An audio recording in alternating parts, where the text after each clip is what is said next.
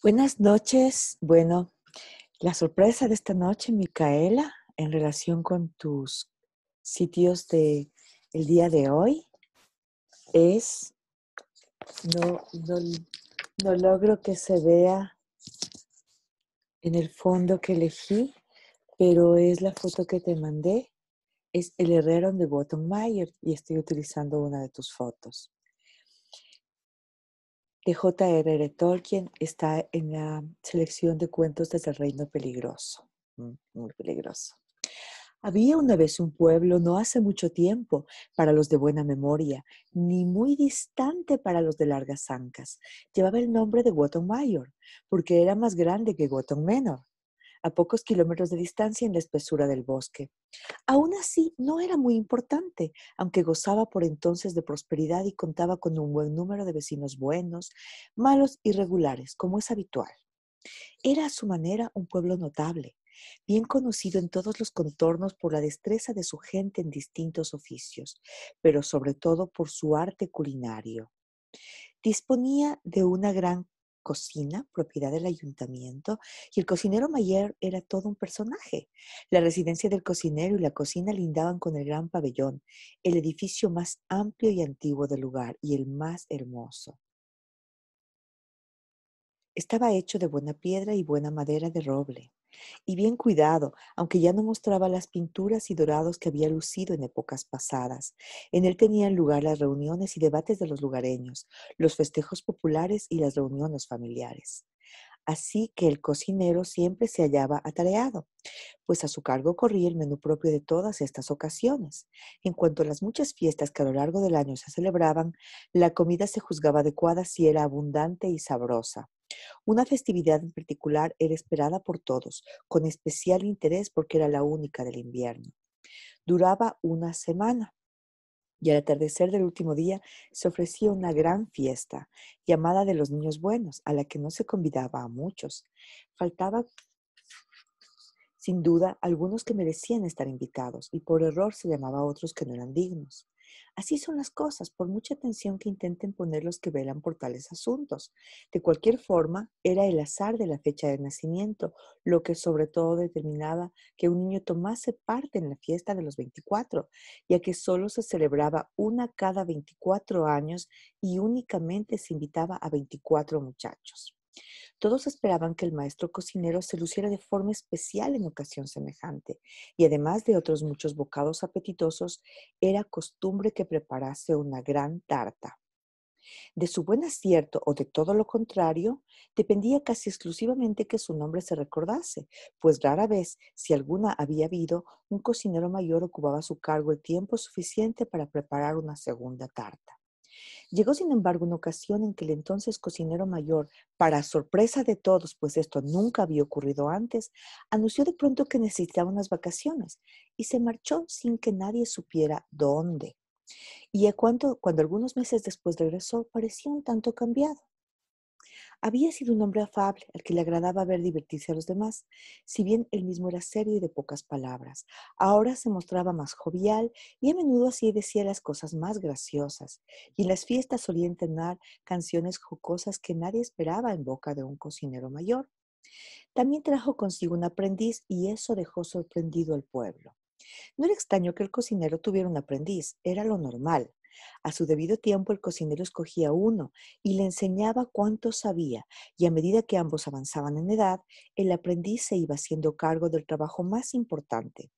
De suerte que, cuando el cocinero se retiraba o fallecía, él ya estaba allí, dispuesto a asumir el cargo y convertirse a su vez en cocinero mayor.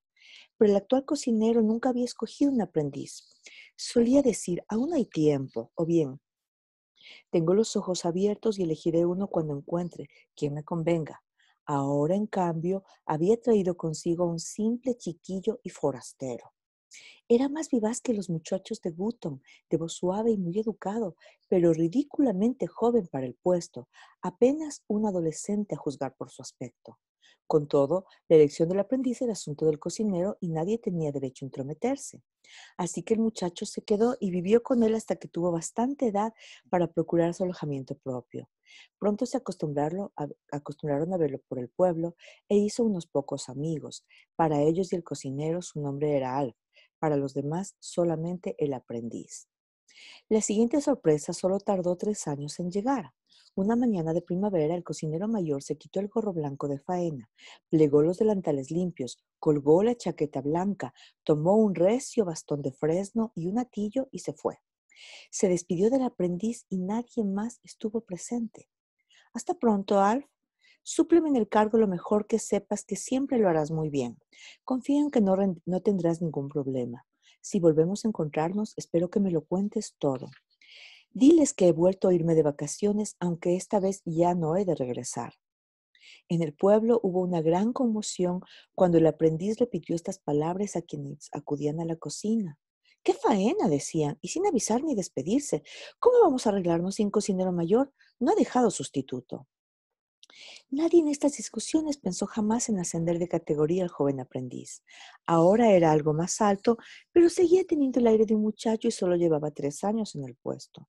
Por fin, y a falta de otro mejor, eligieron a un vecino que sabía cocinar bastante bien los platos más comunes. De joven había ayudado al cocinero en días de mucha labor, a pesar de lo cual éste nunca le había mostrado simpatía y no le quiso por aprendiz. Ahora era ya un hombre de cierta posición, casado y con hijos, y mirado con el dinero. Al menos no desaparecerá sin previo aviso, dijeron, y más vale un cocinero regular que estar sin nadie.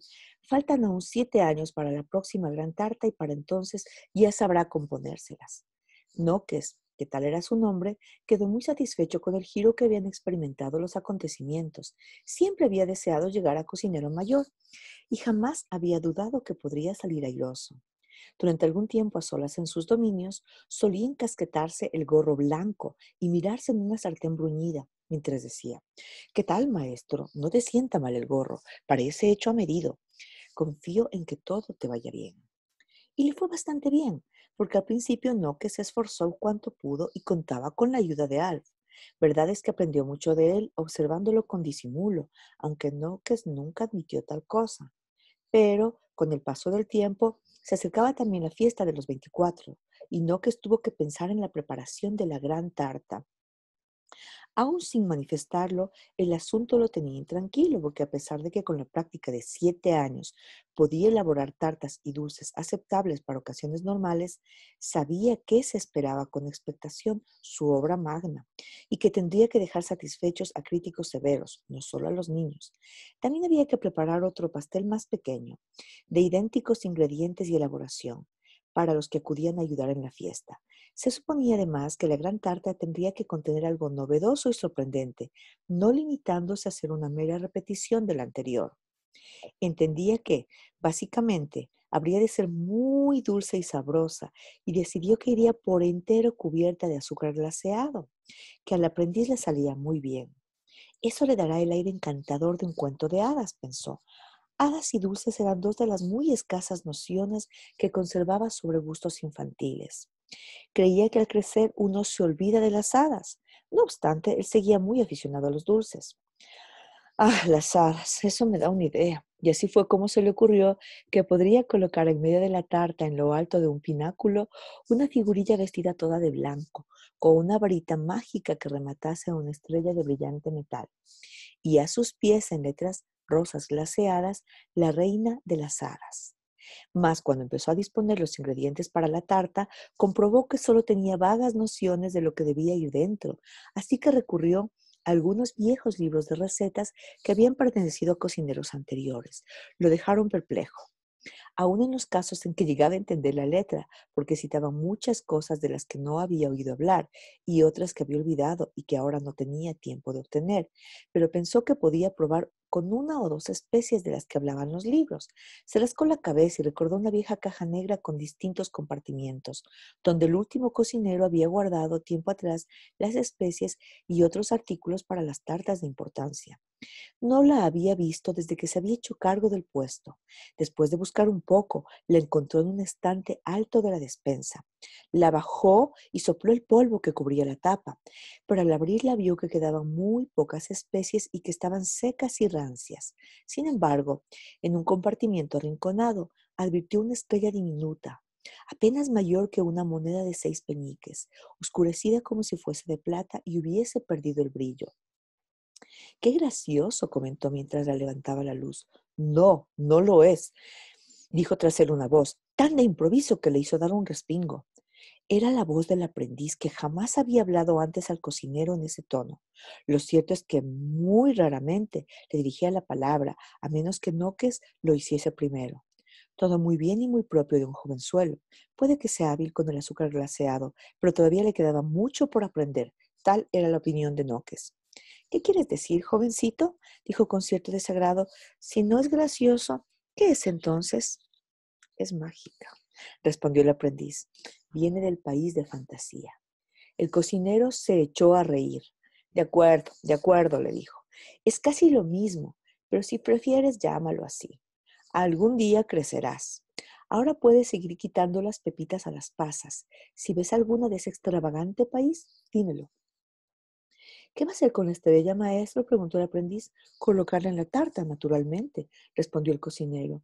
Nada más propio, sobre todo si procede de fantasía, ironizó. Seguro que ha sido, y no hace mucho, por cierto, esas fiestas infantiles en que se esconden en los dulces baratijas como esta, y calderilla y cosas por el estilo. Al menos así se hace en este pueblo. A los niños les gusta. Pero eso no es una baratija, maestro, es una estrella mágica, arguyó el aprendiz. Ya te lo he oído antes, replicó el cocinero. Muy bien, se lo diré a los niños, les hará reír. No lo creo, maestro, dijo el aprendiz, pero es lo que hay que hacer, sin ninguna duda. ¿Con quién te crees que estás hablando? Dijo Noques. A su debido tiempo, la tarta quedó fabricada, pasó por el horno, se la cubrió de azúcar. Casi todo lo hizo el aprendiz. Como estás tan empeñado con lo de fantasía, te dejo ser la reina, le dijo Noques.